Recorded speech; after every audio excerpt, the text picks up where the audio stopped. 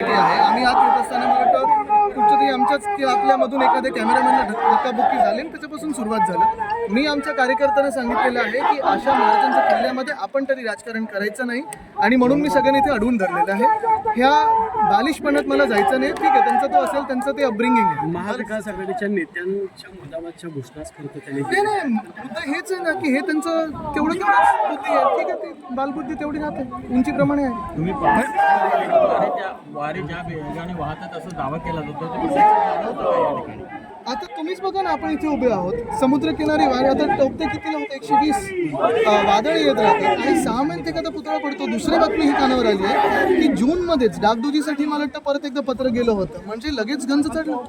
आणि हे सगळं होत असताना कुठे ना कुठेतरी सॉईल टेस्टिंग काय पण प्रधानमंत्री महोदयांना खुश करायचं, त्यांच्याकडून कार्यक्रम करून घ्यायचा डिसेंबरमध्ये, निवडणुकीच्या आधी करायचा, आणि म्हणून हे सगळं झालेलं.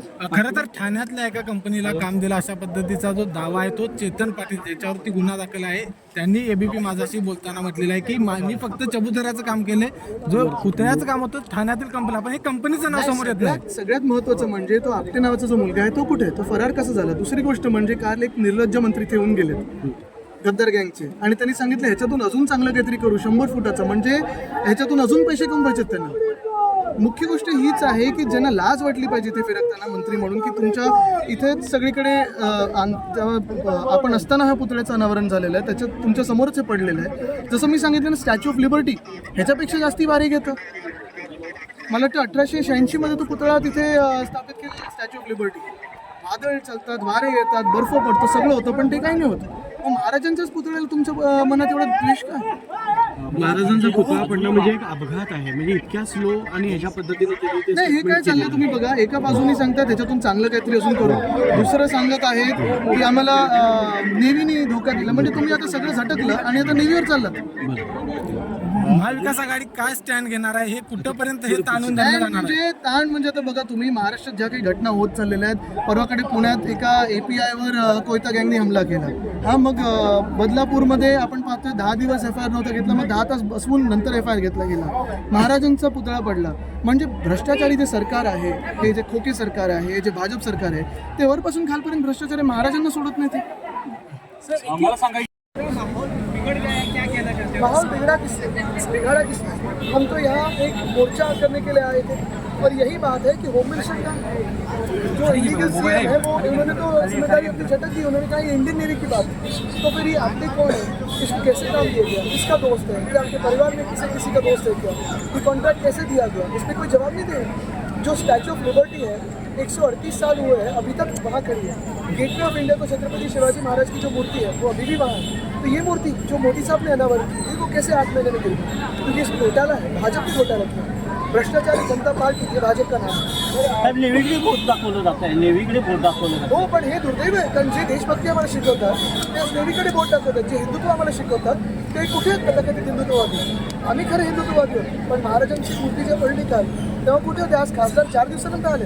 कुठेतरी हे वातावरण बिघडण्या प्रशासन बिलकुल नाही. आमच्याकडून वातावरण बिघडणार नाही, पण प्रशासनाने नक्की SP-ना जाब विचारलं पाहिजे, कलेक्टरना जाब विचारलं पाहिजे.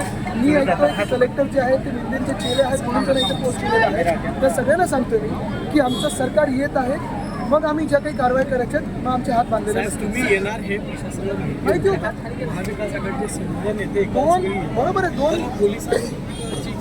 पोलिसांनी लक्ष घालायला पाहिजे होतं, SP-नी लक्ष घालायला पाहिजे होतं. आणि आज नाही तर आम्ही उद्या त्यांना आमच्या सरकारने जाब विचारणार आहोत. कारण आपण एक पाल, आमच्यासोबत मोठे नेते होते, जयंत पाटील साहेब होते, आमच्यासोबत 2 विरोधी पक्षाचे नेते होते, म्हणजे अंबादास दानवेजी आहेत आणि वडेट्टीवारजी आहेत.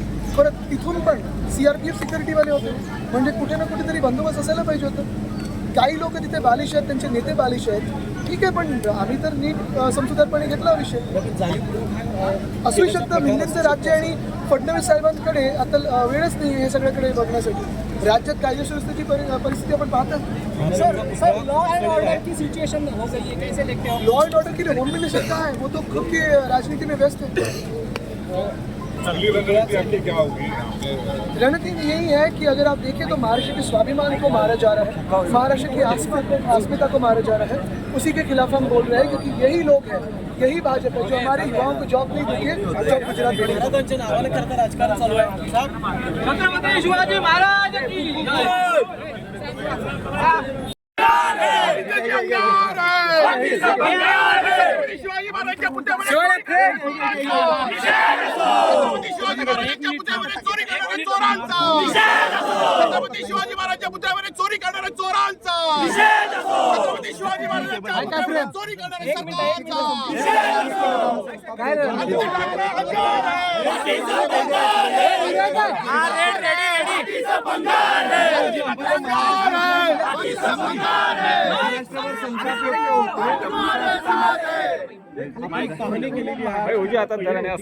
मला वाटतं इथे बोलण्यासाठी शब्दच नाही, कारण आल्यानंतर ह्या मूर्तीमध्ये या पुतळ्यात भाजपवाले चोरी करू शकतात आणि भ्रष्टाचार करू शकतात हे आमच्या आकलनाच्या बाहेर आहे, तरी देखील त्यांनी करून दाखवलं. जशी घटना घडली काल परवाकडेच आम्ही पाहत होतो, हे व्हायलाच नको पाहिजे होतं जे झालेलं आहे.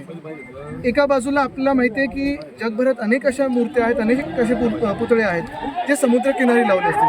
मग ते स्टॅच्यू ऑफ लिबर्टीचं असेल, 138 वर्ष झालेले आहेत. छत्रपती शिवाजी महाराजांचा एक पुतळा आहे गेटवे ऑफ इंडियाला. आणि हे सगळं होत असताना इथे भाजपवाल्यांनी चोरी करून हे सगळं असं लावलं आहे. ते आपटे आहेत कुठे? तो जो 24 वर्षाचा मुलगा आहे त्याला कॉन्ट्रॅक्ट दिलं कोणी होतं? फरार आहे, पळून जायला मदत केली का? जसं भाजपवाल्यांनी रेवण्णाला जायला मदत केली तसं हे आपल्याला मदत केली का? हे सगळे उत्तर मिळाले पाहिजेत. आणि मग जे मंत्री आहेत PWDचे त्यांच्यावर FIR झालाय का याच्यासाठी? ज्या ठिकाणी स्मारक आहे त्या ठिकाणी अशा पद्धतीचं महाराजांचंच किल्ल्यात आहे, काही फरक नाही पडत. आम्ही इथे माझ्या सगळे कार्यकर्त्यांमध्ये आणि इथे बसलो आहे. पण मला तर महत्त्वाची घटना इथे जी घडलेली आहे, कारण पोलीस कुठे प्रशासनाचा हा पूर्वनियोजित असा टाव होता. असू शकतं, भाजप आहे, काही करू शकतो. आणि आपण येणार होता, आपला अधिकृत प्रोग्राम दिला होता, वेळ सुद्धा दिली होती, तरी देखील बंदोबस्त तो करायचा. कुठेतरी हे वीट वाटतोय. नक्कीच. आणि ज्यांना 16-17 वर्ष आमच्या टीका करायला पगार मिळतो, सर क्या कहेंगे इस जगह पे आने के बाद ऐसे ये इमेच्योरिटी है, ये पवित्र स्थान है और ऐसे होना नहीं चाहिए. इसलिए मैंने भी अपने कार्यकर्ताओं को रोक के रखा. नहीं तो कुछ भी हो सकता था, लेकिन मैंने अपने कार्यकर्ताओं से कहा कुछ भी यहाँ होना नहीं चाहिए, कोई भी दुर्घटना की घटना नहीं होनी चाहिए. ये छत्रपति शिवाजी महाराज की भूमि है, ये उनका घर है. कितने समय तक यहाँ पर बैठेंगे? 10 मिनट तो टाइम मिला. भाजपा ने हमारी सुरक्षा तो कम कर दी है, मुंबई में तो कम कर ली है, कैटेगरी है, लेकिन जो लोग होते हैं वो तो कम कर लिए हैं. अपने पास जो आते हैं चले चमचे को उनको दे देते हैं, उससे कोई हमारी दोहरा नहीं है, कोई कंप्लेन नहीं है. भाजपा की ये नीति ही रही है, तो ये जाने और केंद्र सरकार जाने. साहेब, आता मग इथे आपण सुद्धा या ठिकाणी आहात. एकंदरीत जे वातावरण बघतोय आणि प्रशासन एकंदरीत असुरक्षिततेची भावना वाटते. मला भीती नाही वाटत. येऊ दे अंगावर, मी आहे इथे एकटा बसलो तरी चालेल. पण महाराजांचा किल्ला आहे आणि इथे आम्ही काही घडवून देणार नाही. चेहरा निर्लज्जपणा पाहिला का? हे एखादा निर्लज्ज राजकारणीच बोलू शकतो, दुसरं कोणी बोलू नाही शकतो. किती वेळ तुम्ही इथं थांबणार आहे? किती वेळ तुम्हाला बसायला लागणार?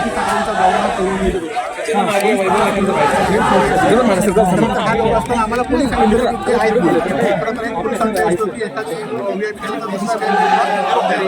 पोलिसांनी हे मुद्दाम करण्याचं कामच केलं आहे.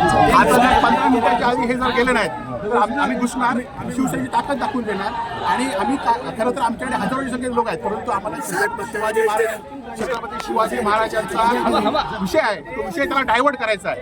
आणि आम्हाला खरं तर स्मारकामध्ये ज्या प्रमाणात भ्रष्टाचार झाला आहे, ज्या प्रमाणात महाराष्ट्रामध्ये उद्रेक झाला आहे आणि त्या उद्रेक आता कुठेतरी दुसऱ्या गोष्टीकडे न्यायचा आहे. 15 आम्हाला खरं तर आदित्यजींचा आदेश आहे की तुम्ही शांततेत बसा, त्यांना जाऊन दे.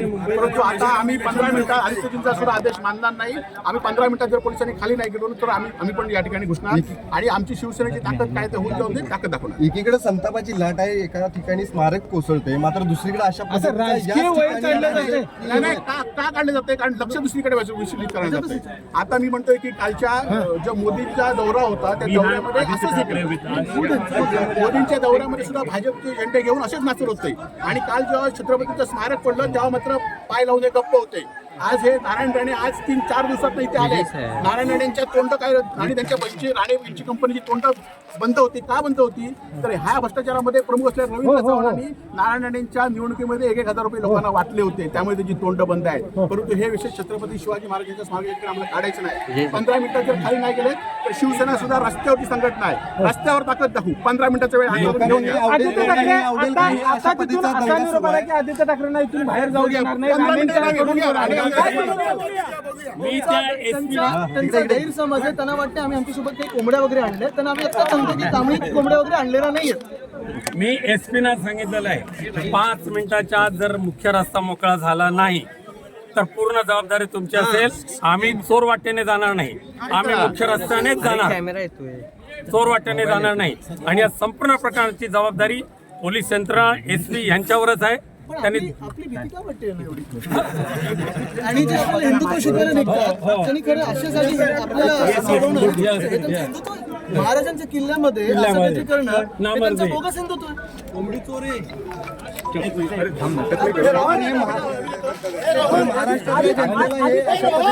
आणि आम्हाला पण आवडलेलं नाही म्हणून मी सगळ्यांना रोखून करतो.